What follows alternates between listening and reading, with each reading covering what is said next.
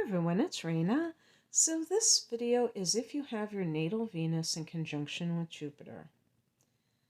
Venus is the planet of attraction, and it speaks on how we relate to others and what our values are. And I feel like sometimes people automatically think that values have to do with ethics. And of course, that can be the case, but there's also, like, for instance, if you value intellectual exchanges with people versus watching sports and that kind of thing. Yeah, so that's where that's at. And the thing also that I feel that Venus really is about is our attitude towards love, or you could say relationships. And I just want to give a shout out to astrohealer.com. This is where I'm going to get my talking points from. But as I skim things, because I'm not like reading it, just getting those points down and then fleshing it out, I feel like they're not really talking about that part of it. And I feel that it's an important thing when we're talking about Venus, when we talk about relationships. And they do talk about relationships, but I'm just talking about that type of attitude, because we don't all have the same attitudes in love. Some people really want that sense of security, somebody who has Venus in Cancer, for instance. And so in this case, Venus in conjunction with Jupiter is like having Venus in Sagittarius. And Venus in Sag, if you have it yourself or if you know somebody with it, is very adventurous in love. And it's very much about freedom. Even when the person falls madly in love with someone, they don't want that person to try to control them. And they're not going to try to control that individual as well. As a matter of fact, that could be the way that they show love to a person, is by giving them their freedom. Now, one of the things that they mentioned with this conjunction is that the person can value experiences over possessions. Um, and that I have actually heard people talk about this, because there is, like, like with minimalism, a lot of people will say, I'm not a cheapskate, or I spend money, but I would rather have experiences than just buy, yet another thing to clog up my house or my apartment that I really don't need. And this is especially pertinent to people who are not like just completely rolling in dough, and they can do both. Um, so, because sometimes people say, oh, I wish I could travel, but I don't have that much money. But then when you analyze their spending habits, they're buying all these clothes that are super expensive. And just by, like, wearing what you have for 1 year and then maybe shopping at a thrift store, um, if you really need something, that person might save enough for a round trip ticket somewhere to, let's say you were going to, um, I don't know, Thailand or Vietnam or something like that. And you could also get a lot of bang for your buck just in your living expenses too over there. So it wouldn't cost that much to live, to stay there for a few months maybe. And so you could save up just by not buying clothing. I'm talking to women, women especially. Um, so these kinds of things can really be what you put a lot of emphasis on when it comes to the things that you invest in. And in terms of how you relate to other people, you're very friendly. I always say Sag is like a a puppy dog. My son is in Sagittarius, but this is going to mimic that because we're talking about the conjunction with Jupiter. Remember, like the conjunction are these two planets kind of coming together, and they're forming this this entity that combines both of their influences, and it becomes a very powerful thing because it's usually going to be in one sign, and whatever that sign is, it's going to really um, strengthen the influence of that sign. So that's another thing to consider. If your Venus and Jupiter are like in a fire sign, especially I would say Aries and Sagittarius, which I consider very adventurous signs, maybe Gemini. This is going to make you feel very adventurous and maybe wanting to have wanderlust. Um, and things like that, because Jupiter rules long distance travel. But just that idea of expansion. And also I would say too, because Venus can be the money that you're investing in things. So because Jupiter can be like higher learning, I could see somebody who goes on a trip that there's like a guided tour everywhere, or there's some kind of aspect to it that's very educational. Also, any kind of book club that you belong to where you can socialize. Venus is about socializing, but it has that mental expansion of Jupiter. And so yeah, so you're friendly, you're sociable, and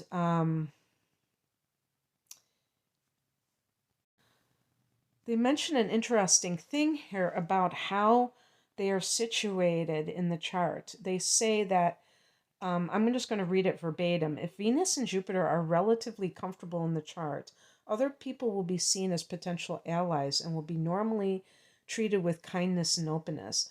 If, however, this conjunction is under stress in the chart, the individual's ideological biases may very well affect his or her choice of friends or partners.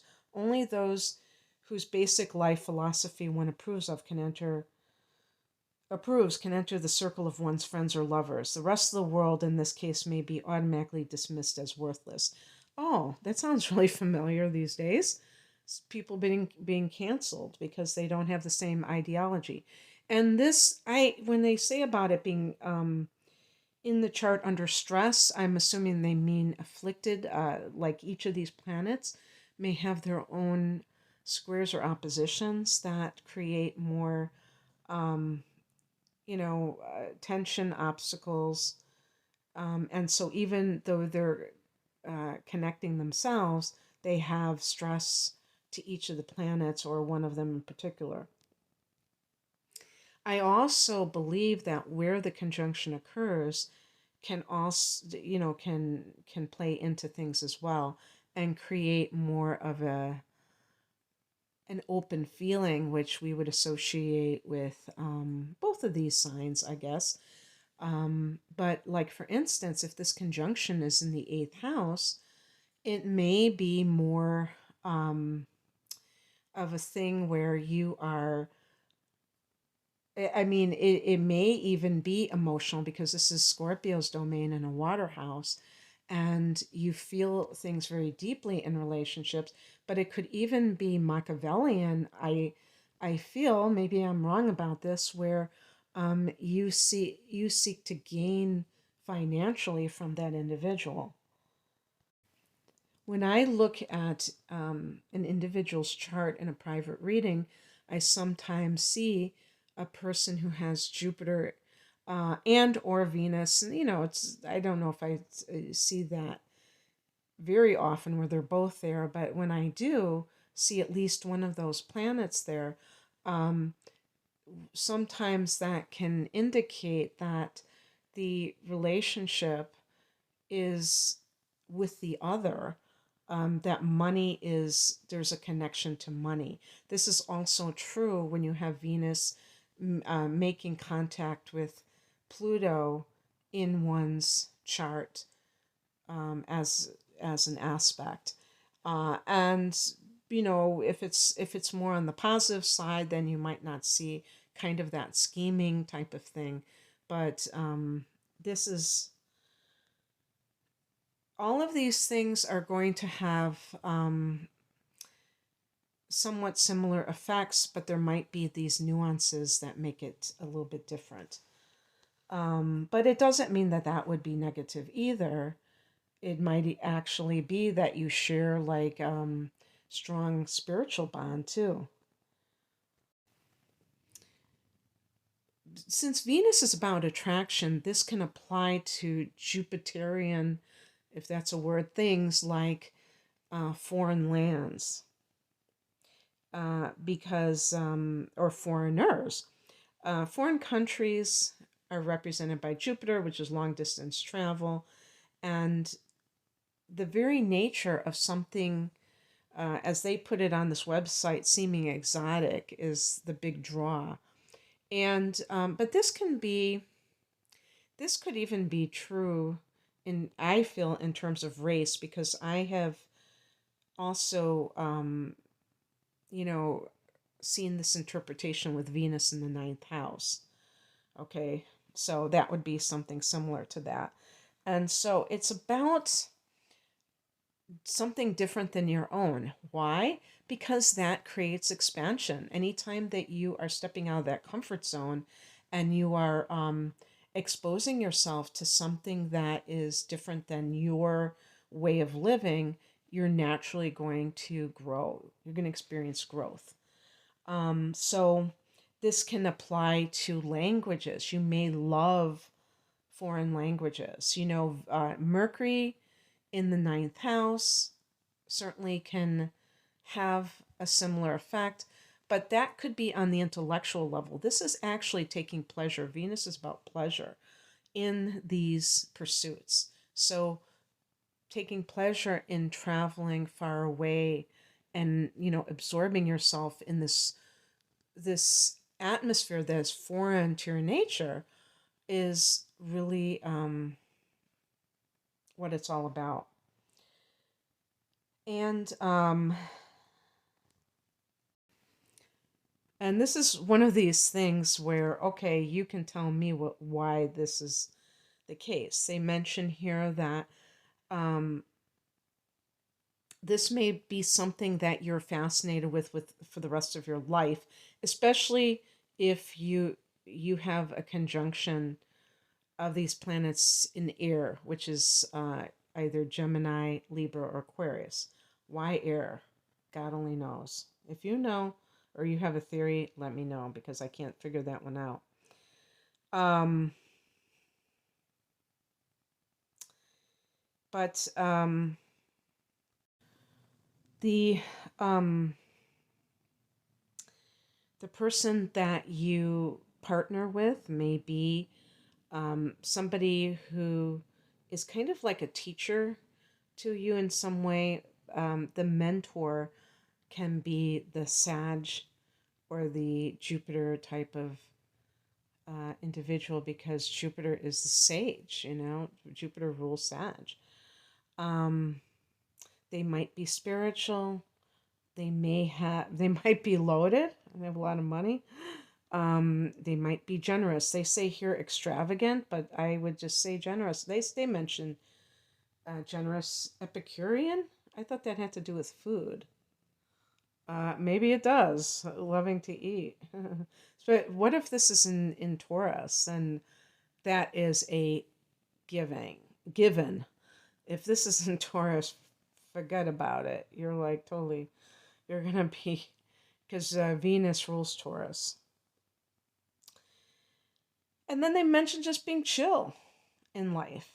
And I think that's because Jupiter is very, the generosity of Jupiter is just like live and let live. So, it's about grabbing the gusto in life, and Venus is in alignment with that because it's about pleasure. So it has, like, when somebody is expansive, they're not petty, and so they're not going to be critical of people. Although I was going to say, if this conjunction is in Virgo, this could, maybe loosen up the Virgo person to not be so um, perfectionistic in love, because sometimes Venus and Virgo, they can spot flaws in people and then they're like, okay, that's it. I'm not interested. And remember what I said about the people who are, obsessed with the ideology of their partner. And if it doesn't fit their agenda, then they will just like, they'll be dismissed. With Virgo, certainly there could be this very persnickety attitude, like, okay, if you don't do this or you don't think like this, then I don't know you, basically. And, you're going to have to find the person that really grabs you, because you do require um, having your mind stimulated. It won't do just to have your loins stimulated. And I mentioned about this conjunction, maybe if it was in Taurus, and I'm saying that also because Taurus, I feel, is one of the lustiest signs. And even with that conjunction, I feel like the person is going to want somebody who is going to make them a better person. And it's not just about being indulgent. So that's really important. Because Jupiter tends to inflate things, be careful about over idealism in terms of when you're seeking out a partner, because it can create this sense of um, unrealistic expectations. And actually, going back to Virgo, that could be exhibit A, because Virgo is already perfectionistic. This could blow up and exaggerate that even further. And then you would be really disappointed in anyone who came down the pike because they couldn't possibly measure up. Your standards are impossible and unrealistic. Okay, well, that's what I have for you. I hope that this resonated. If you would like a private reading, the link is below. Take care. Bye.